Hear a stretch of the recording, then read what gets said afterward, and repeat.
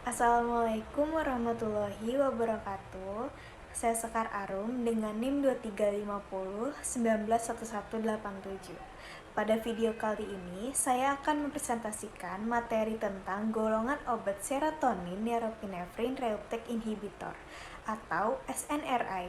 Golongan obat ini menargetkan reuptake norepinefrin dan serotonin sehingga memiliki aktivitas farmakologi sebagai antidepresan. Sebagai latar belakang, depresi dan kecemasan merupakan gangguan psikiatri yang prevalensinya tinggi dan berdampak signifikan terhadap kualitas hidup. Berbagai studi menunjukkan bahwa gangguan ini berkaitan dengan perubahan fungsi sistem neurotransmisi di sistem saraf pusat. Salah satu hipotesis biologis utama yang banyak diterima adalah hipotesis monoamin, yang menyatakan bahwa penurunan aktivitas neurotransmitter monoamin berperan penting dalam patogenesis depresi dan kecemasan. Selanjutnya, neurotransmitter monoamin yang berperan utama meliputi yaitu ada serotonin yang berperan dalam regulasi mood, emosi, dan siklus tidur. Lalu ada norepinefrin yang berperan dalam atensi, kewaspadaan, dan respons stres. Selanjutnya, dopamin yang berperan dalam motivasi dan mekanisme reward. Ketiga sistem ini saling berinteraksi dalam jaringan saraf yang mengatur fungsi afektif. Selanjutnya, neurotransmisi monoamin normal. Pada kondisi normal, monoamin disintesis neuron presinaptik dan disimpan dalam vesikel sinaptik. Setelah dilepaskan ke celah sinaps, neurotransmitter berikatan dengan reseptor postsinaptik untuk menghasilkan respon biologis. Terminasi sinyal terjadi terutama melalui reuptake oleh transporter presinaptik, yaitu SRT untuk serotonin dan NET untuk norepinefrin. Selanjutnya, target molekul terapi. Dalam pengembangan obat antidepresan, transporter monoamin menjadi target utama. Transporter SRT dan NET berperan dalam pengembalian kembali neurotransmitter ke neuron presinaptik. Inhibisi transporter ini meningkatkan kadar serotonin dan norepinefrin di celah sinaps, sehingga memperkuat transmisi sinyal saraf. Berikutnya, klasifikasi antidepresan.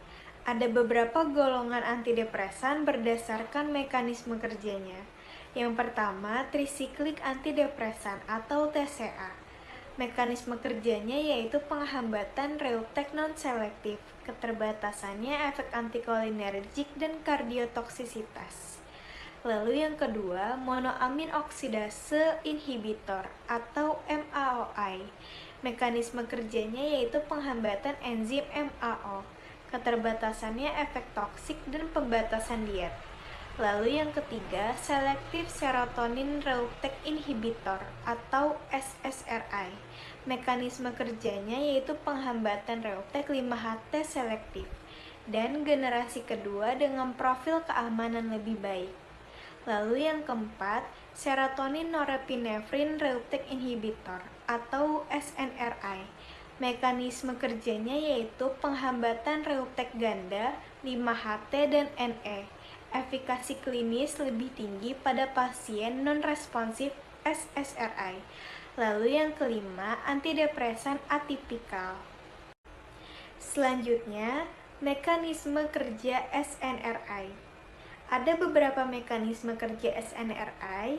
Yang pertama, mekanisme penghambatan reuptake, yaitu SNRI berikatan dengan situs aktif SRT dan NET, penghambatan kompetitif terhadap substrat endogen, peningkatan konsentrasi 5-HT dan NE di celah sinaptik, modulasi neurotransmisi monoaminergik.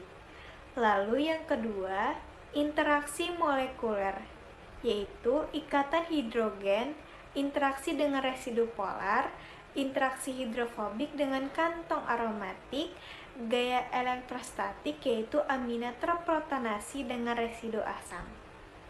Lalu yang ketiga, efek farmakologis, yaitu peningkatan neurotransmisi serotonergik dan noradrenergik, modulasi sirkuit neural terkait mood dan afek, efek analgesia pada nyeri neuropatik melalui jalur descending. Lalu yang keempat, selektivitas SNRI, yaitu afinitas lebih tinggi terhadap SRT versus NET tidak signifikan pada reseptor adrenergik, muskarinik, dan histamin. Profil efek samping lebih baik versus TCA. Berikutnya, hubungan struktur aktivitas atau SAR. Studi SAR menunjukkan bahwa gugus amina bermuatan positif berperan penting dalam interaksi elektrostatik dengan transporter. Kerangka aromatik dan substituennya mempengaruhi interaksi hidrofobik serta selektivitas terhadap SRT atau NET. Modifikasi struktur senyawa akan berdampak pada afinitas, selektivitas, dan profil farmakokinetik obat. Dan adapun saran terkait materi tersebut itu diperlukan penelitian lanjutan untuk memperdalam pemahaman mengenai interaksi molekuler antara ligan dan transporter monoamin, khususnya dalam konteks selektivitas dan efek jangka panjang. Selain itu, pengembangan antidepresan di masa mendatang diharapkan dapat mengintegrasikan pendekatan kimia medisinal dengan biomarker biologis dan farmakogenomik guna mendukung terapi yang lebih individual dan efektif, serta meminimalkan efek samping pada pasien. Jadi, kesimpulan materi tersebut adalah depresi dan kecemasan merupakan gangguan psikiatri yang memiliki dasar neurobiologis kuat. Salah satunya berkaitan dengan disfungsi sistem neurotransmisi amin. Penurunan kadar sinaptik serotonin, norepinefrin, dan dopamin menyebabkan gangguan regulasi mood, emosi, serta respons stres.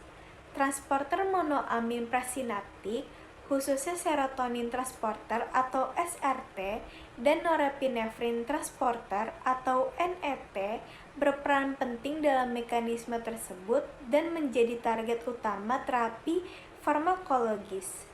Dari perspektif kimia medisinal, pengembangan obat antidepresan didasarkan pada optimasi afinitas, selektivitas, dan hubungan struktur aktivitas atau SAR untuk menghasilkan senyawa dengan efikasi optimal serta profil keamanan yang baik.